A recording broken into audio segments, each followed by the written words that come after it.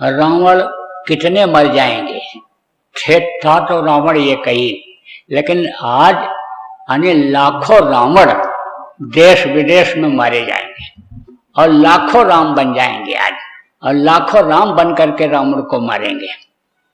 तो अब आप तो समझो कि रावण है कौन? रावण तो एक ही था। रावण बड़ा विद्वान था, बलवान था, और रावण के अंदर बड़ी शक्ति थी, ताकत थी, और रावण ने बहुत तपस्या भी किया था। आप उसने बहुत मेहनत किया था। इन अक्रों चक्रों को वो सब को रोक लेता था, और तभी तो उसके अंदर सब ताकत आई थी। लेकिन बुद्धि उसकी खराब हो जाती थी। एक कारण उसके विनाश का यही बना कि बुद्धि उसकी खराब होती थी। और कौन खराब करता था?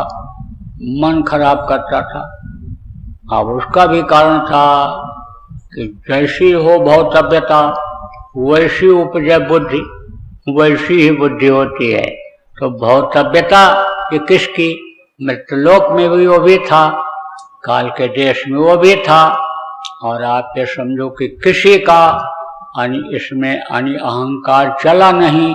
आप ये समझो शिव के जगह पर जब लोग पहुंचते हैं, यहाँ हृदय चक्कर पर पहुंचते हैं, तब अहंकार खत्म होता है। और नहीं तो शिव का काम क्या है? संहार करना है, और अहंकार ही संहार कराता है। अहंकार ही समझ लो विनाश का कारण बन जाता है। तो अहंकार उसके अंदर पैदा हो जाता था। तो आप समझो कि अहंकार जब पैदा हुआ था देवासुर संग्राम में, उससे पहले जब देवताओं से लड़ने के लिए असुर, जिनको राक्षस कहते हैं, तैयार हो गए थे। अहंकार उनको हो गया कि देवताओं को हम कुछ नहीं समझेंगे, देवताओं को हम मार देंगे, खत्म कर देंगे। जैसे रावण ने देवताओं के ऊपर कब्जा कर लिया था। कहते हैं कि वरुण देवता या पवन और पानी, रावण के घर पानी भरते थे। अब आप समझो पानी भरने का मतलब क्या होता है? सेवा करने का। जब जैसा चाहता था रावण हवा को रोक देता था, हवा को तेज चलाता था, हवा को कम चलाता था। अग्नि के ऊपर भी उसका कब्जा हो रहा था। वरुण कुबेर सूर्य समीरा, कहा ना गोस्वामी, वरुण कुबेर सूर्य समीरा और रण सम्मुख दरकाओ न धीरा। बड़े बड़े देवता उसके सामने टिकते नहीं थे, सबको वश में कर रखा था। तो उसका अहंकार भी खत्म होना जरूरी था। अगर वही सब हो जाता तो समझ लो कि राक्षस का ही संसार हो जाता, और विधान ही समझ लो कि ये बदल जाता। इसलिए राम को आना पड़ा।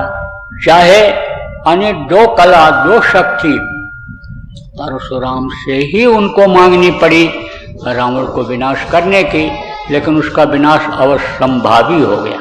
रावण का विनाश अहंकार की वजह से ही हुआ। लेकिन रावण को अहंकारी बनाया किसने? उसके मन ने बनाया, क्योंकि मनुष्य शरीर में वो भी था। अब मनुष्य शरीर में आप भी हो, मनुष्य शरीर में यहाँ के भी दुष्ट लोग हैं, यहाँ के भी सज्जन लोग हैं, यहाँ भी के साधक हैं। उस समय के राम भी थे, मनुष्य शरीर में ही थे। कृष्ण भी, जो भी महापुरुष आए सब मनुष्य शरीर में ही थे। कबीर, गोस्वामी, पलटू, नानक, दादू, मीरा, भिखा, जो भी आए सब मनुष्य शरीर में थे।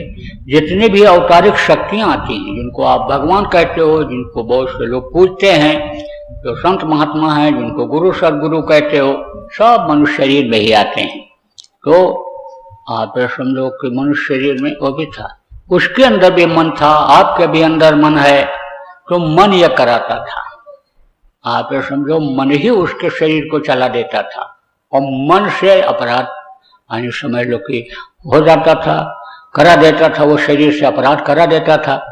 अब मन क्यों खराब हो जाता था उसका?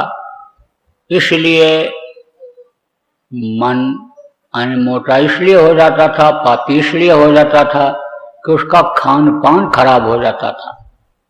शरीर के अंदर ही मन है, और जब मांस खा लेता था, शराब पीता था, दूसरे की औरत की तरफ खराब नजर देखता था, तो मन उससे पाप करा देता था और उसके अहंकार में वो आ जाता था कि हमारा कोई रोक टोक नहीं है, हमारे ऊपर कोई एक्शन नहीं है, रिएक्शन नहीं है, हम तो आज़ाद हैं, हम तो जब चाहेंगे तो अपने पावर से यानी जमीन से लेकर के स्वर्ग तक सीढ़ी लगा देंगे, स्वर्ग से चढ़कर सीढ़ी पर चढ़कर स्वर्ग लोग पहुंच जाएंगे।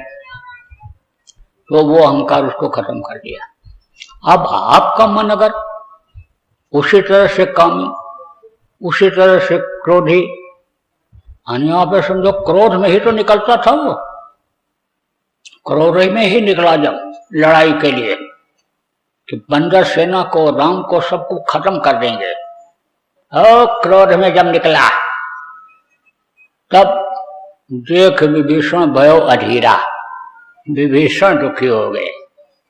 तो ये बंदर और भालू और ये राजा के तपस्वी लड़के, ये उसके सामने क्या टिक पाएंगे। मैंने भी बड़ी गलती किया, भाई का साथ छोड़ दिया, अरे भाई ये कैसे हो पाएगा। वो भी अधीर हो गए थे। तो क्रोध मन ही कराया, शरीर को गंदा, आंख कान को, इंद्रियों को वही गंदा कराता था। कौन? उसका मन। तो अगर रावण वाला कर्म अगर आप करोगे, मांस खाओगे, मछली खाओगे, शराब पियोगे, तो शरीर से पाप बन जाएगा। दूसरी की औरत की तरफ गलत नजर देखोगे, बच्चियों दूसरे के पुरुष को गलत नजर देखने लग जाओगी, तो शरीर पापी हो जाएगा। और पाप की सजा तो मिलती ही मिलती है, पाप का अंत होता है। पाप जब बहुत बढ़ जाता है तब धर्म की स्थापना होती है, यानी धर्म फिर आता है, पुण्य फिर लोग होते हैं, पुण्य आत्मा लोग बनते हैं। तो मन को आज मारने की जरूरत है। और आज अगर दशहरा के दिन आप मन की गति को, मन की चाल को अगर समझ गए, मन को रोक ले गए, अभी तक जो आपने बुराइयां की उन बुराइयों को छोड़ दोगे, शरीर के अंग से जो आपने बुराइयों को करके शरीर को जो आपने गंदा किया, अपवित्र किया, इससे पाप किया, उसको अगर आप छोड़ दोगे, हटा दोगे, तो आप ये समझो कि आपका यह मन का रावण से मर जाएगा। और यही मन फिर उधर लग जाएगा। किधर लग जाएगा? उस तरफ, उधर आंखों के ऊपर भी यह मन जाता है, तो वहां वो ब्रह्मांडी मन बन जाता है। तो वही मन फिर साथ देने लगता है।